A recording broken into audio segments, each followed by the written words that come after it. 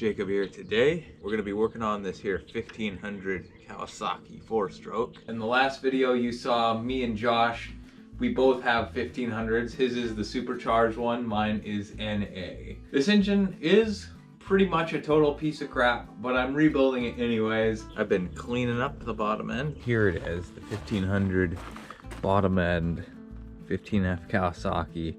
For those who didn't watch the other video on it, I got this engine and a complete Tiger Shark ski for 500 bucks. This engine was kind of mangled, not great, but the Tiger Shark stuff was okay. So at that point, I'll just say I paid $0 for the engine and 500 for the Tiger Shark. So obviously found out this thing was messed up, needed a tear down to see what was going on. The bottom end though, however, seems to be in good shape. Everything else was not good. So engine never had oil in it when I got it, so it'd be nice to try to flush the bottom end out a little bit.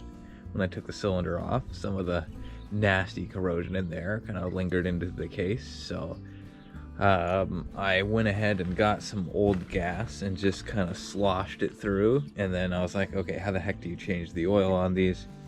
So I looked at some brief YouTubes and nobody was just straight up, yeah, this is how you get the oil out.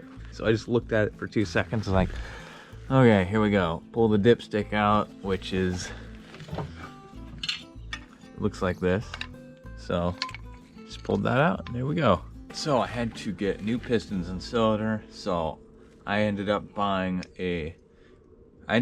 with a cylinder and pistons that were used in good shape. The best way to go is just spend the right amount of money. And I've seen engines where you do everything right, and you know, maybe you're kind of a dinkus and you don't do it right and it blows up, or you spend nothing. I've seen engines where, you know, the guy does everything kind of hokey and it works perfect forever. So yeah, like I'm not doing like a full brand new teardown. I'm doing like a basic, this should work type of thing. All right, here's one of the old pistons. This one was out of the most blown up cylinder, so check it out. You can see the ring here. This thing was kind of all rusted in the old cylinder. The old cylinder was way screwed up, and it was really hard to get this apart. I had to really smash on it. This one, this is out of the cylinder where the spark plug was broken off in the head, and so the head was a little mangled. Actually, it was a lot mangled, so it seems like the whole top end of this thing was pretty messed up. I don't know if somebody dropped something in there. Maybe they dropped a bolt in the combustion chamber. I'm just gonna, let's just get these pistons on there, all right? These things have, these pistons have plain bearings, so there's no like needle bearings on the wrist pin, and they just, oh, they just go in like butter. They just fit up good. So, gosh, yeah, I like this. Maybe I'll become a big 4-stroke guy. Probably not. I don't really anticipate having more than like one. I was a little bit worried about dropping this here circlip into the bottom end. There's a little trick. Joel Arsenault told me this, but you basically use a socket to hold this thing while you're sticking it in there, and it makes it so you don't drop it into oblivion. And I like that. Anybody know Joel? Gosh, gotta love Joel. Let's see if I can do this. I sure can't remember the other thing that you do to make this easy, but oh yeah. Just look at that, boys. They're all on there now. All right, I'm gonna take a quick peek to make sure I have the ring openings pointed in the right direction. Grab the gasket and I'm gonna slap that there cylinder on there, which might be a pain because I'm sure getting all the rings squeezed and under and into the cylinder all at the same time, I bet you it's a bit tricky, and I probably am not gonna like it. Oh, look at that, we got bloody knuckles already. All right, this is the guy I need. Just lubed and rotated the rings to the correct direction. Got my cylinder. Gonna go ahead and plop this on here. I'm sure it'll be just the easiest thing. And those of you who have done this, I'm sure, just know that, yeah, if you've never done this before, of course it's easy, especially your first time. In the timing chain, you don't need to like get zip ties or anything to hold that out of the way. You You just do it, man, and then it works. Look at that. These are my makeshift ring compressors here. I'm hose clamping the outside of this because obviously when you got to do 4 at once, getting a jug over the top of this, you know, trying to keep the timing chain from falling into the abyss and the guides, everything. It's gonna, obviously it's tricky without the correct tool. So I'm thinking this will help. I did it. I got it on there. It sucked. As anybody who's done this probably knows, it sucks to get that going on there. And it took me a long time. And there you go. All right. This part feels a lot more like a car. I got this giant bag of bolts here, probably. Oh yeah, look at that. I remember this thing sucked to get out of the other one. Oh, watch, and it goes in this one like butter. Look at that.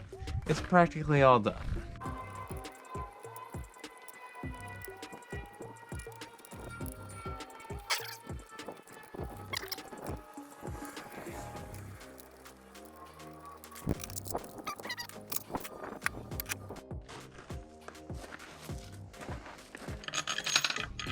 So, just found the dowels I need to put on the base, right? Good thing I forgot those. I was like, man, I don't see any spots for dowels. Oh, whatever. Let's see. Can we get it? Whoops, Simba. Okay, fortunately it'll be easy.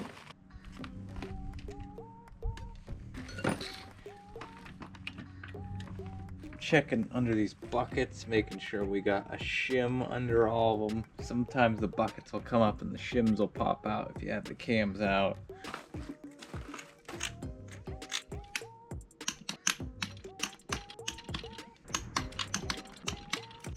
Let's see if we can do the timing here.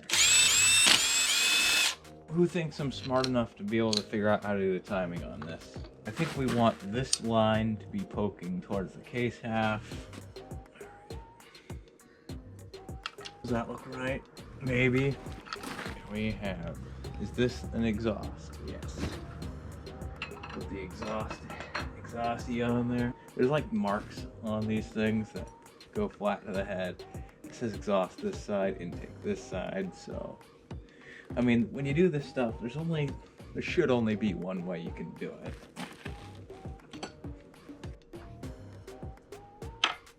And there's a little tensioner that goes like, oh yeah, that looks right.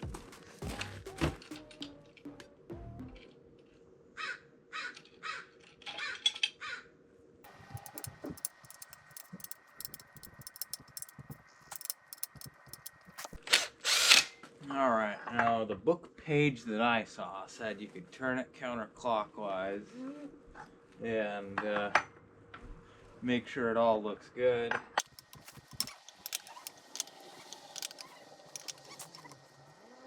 All right, yeah, it looks pretty good. Just threw this guy in here to try to check and make sure when the timing mark is here, the front and the back are supposed to be at top dead center. So I'm just making sure that this mark and these marks all look right, and at top dead center, these marks are pretty flat across there. It wouldn't be off a tooth. So yeah, you know, it's just one of those things where maybe it doesn't look quite right, so you just want to double check. I don't really want to do this ever again on this thing, so but yeah, that looks good.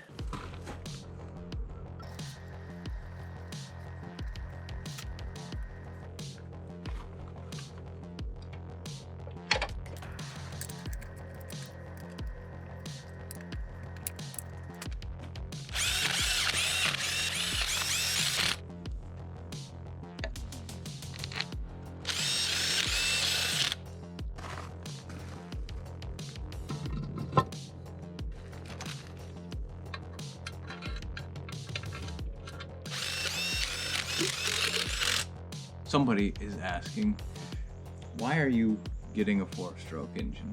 You're all about the 2-stroke. I got a ski that it's for, you'll see it when I announce it. I would say I think this is a pretty simple four stroke to work on. I bet it's horrible to work on inside a ski, but I was surprised at how easy it was to work on. This is my electronics that I bought for it. Should have everything for it. It was pretty cheap and it looks like it's in really good shape. So anyway, I'm going to be using the older style 15F electronics. The difference I think is mainly like you run a return style fuel pump on the older kind, and there's no stupid like security keys or anything. Let's see, it's got this crap. Anybody know how can you just bypass this and throw it away? That's what I would like to. I'm not really into this. I just want to plug my lanyard in and go. If anybody knows anything about that, you can tell me. Also, let's see, I gotta figure out what I'm gonna be doing for like my gauge type setup. So obviously I'm not gonna run a gauge on the handle pole because 15F gauge is big and there's not really a place to put it. I'll probably put it under the engine bay, just on the fuel tank, just so I have the buttons to, you know, cancel out the warnings and stuff like that. If anybody knows anything about that, let me know. It would be cool if I could use like new SXR 1500 stuff, but this is older ECU stuff, and it doesn't seem like that's cross compatible. Any info on gauges for these? I mean, you could buy like a broken 15F gauge, and it's like the screen doesn't work, and it's $200. So obviously I'm not going to be looking at the screen for like miles per hour or anything if it's inside the hull. It's just to know like the warning lights and stuff.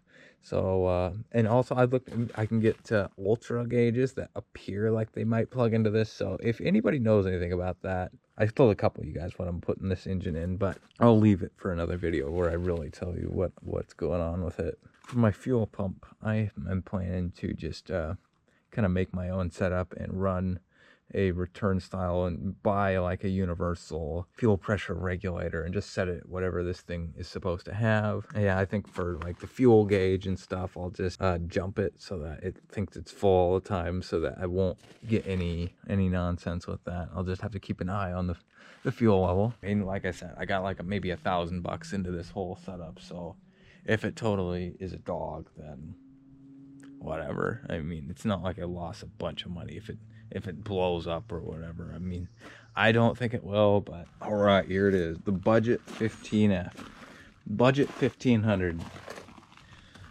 Oh yeah, just look at it, guys. Now look, here we go. We got this nice crack in the valve cover here, and this guy's broken off. The newer valve covers for these 1500s these are all blocked off anyway. These aren't there, so maybe I'll just buy a new valve cover rather than working on this. They're really cheap. Well, the used ones are cheap online. So yeah, it looks a little cooler. This is kind of different looking than what they have now. So I don't know. I was thinking about running it because it would look interesting, because I don't think they had this style valve cover for very many years. This video is brought to you by VintageJetSki.com, a place that sells 0 parts for this engine. Use the promo code JetSki Brothers. So this is basically like a car engine. How heavy do you think it is? It weighs nothing.